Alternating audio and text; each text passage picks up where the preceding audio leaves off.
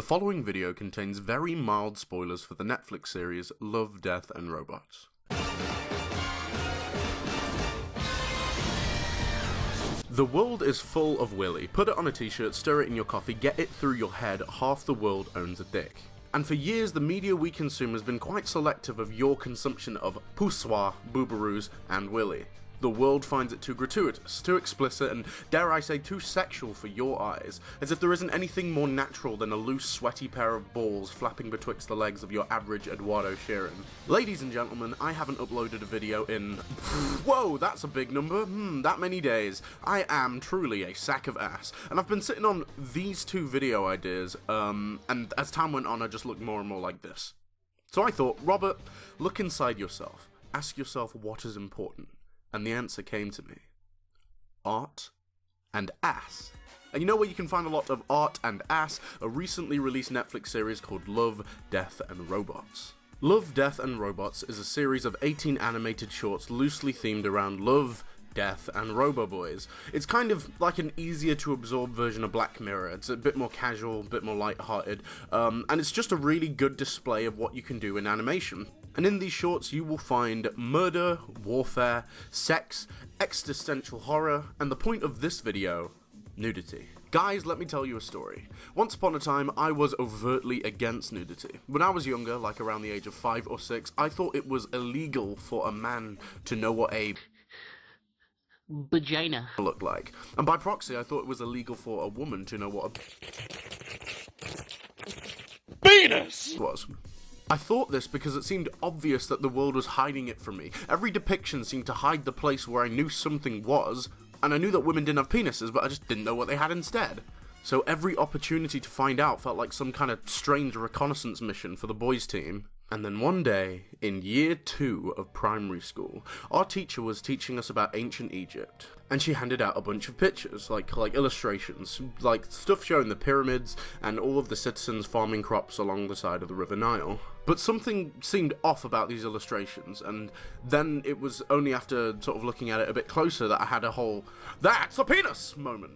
Now mind you, these images were not graphic at all. The men were just depicted with like a tan smudge between their legs for a dick. It was honestly completely appropriate for kids, and it was a historically accurate depiction of how ancient African farmers or slaves might have been dressed at the time.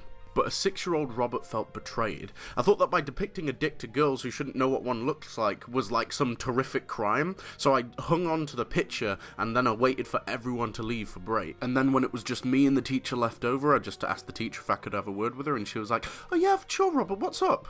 And then I whipped out the drawing and waggled it in her face and was like, "This is filth! What are you doing with this? How could you put this in our public schools?" And then she just calmly looked at me and was just like, I'm sorry, Robert, that's just how they dressed in ancient Egypt. I was such a weird kid back in the day. But looking back on it, I hope she thought that was funny. Either way, that was then, and this is now. And the point is, life imitates art, art imitates nature, and some guy's weenie is completely natural. And it's this natural element that is the talking point of this video. Guys, I have consumed a shitload of very questionable media. Here is a short list of the names of some of the things I have seen. I would like you to leave a comment if you have also seen any of these. Anyway, enough with that. The point is, the nudity depicted in these kind of shows is gratuitous. It's overtly sexual, and it's clearly a fantasy. Nothing like the kind of random sexual encounters depicted in these shows occur in real life, or at least they occur a fraction of a fraction as often as it appears to happen in the likes of anime and American party movies. That doesn't stop it from being appealing or titillating, it's just disingenuous. It's a trashy bit of fun. It's the 5 chocolate trifles in my fridge right now. It's tasty trash. However, the short stories told in the Love, Death and Robots series swept me away with its dynamic and varied visual storytelling, but it also managed to combine tasteful, contextual nudity. It wasn't afraid to wave a dick in your face and just go, "Yeah, that is my dick, what about it? You want a medal? Fuck off." It's the practice of natural, uncensored nudity in the storytelling that made me respect the narrative more. It didn't do much to actually add to the stories being told, and it wasn't always outside of a sexual context. There were scenes that depicted erotic dancing or straight-up intercourse, but there were scenes where it just sort of made sense. Like in one episode, the show depicts super soldiers who can turn into animals. However, their clothing would restrict or slow down this transformation process, so they just have them naked.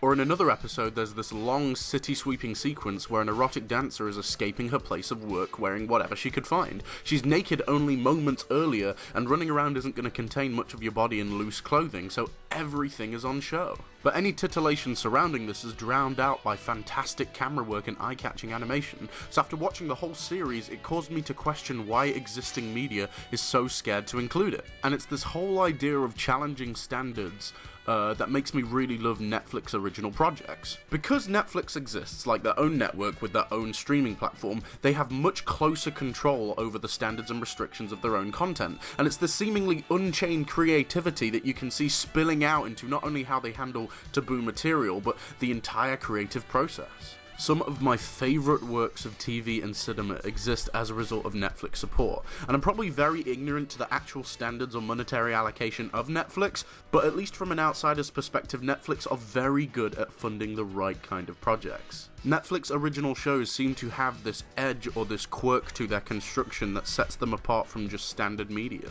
Long story short, nudity, as well as most other forms of too taboo for TV subject matters, are a part of the world we live in, and I feel as though we have something to gain by exploring it in media.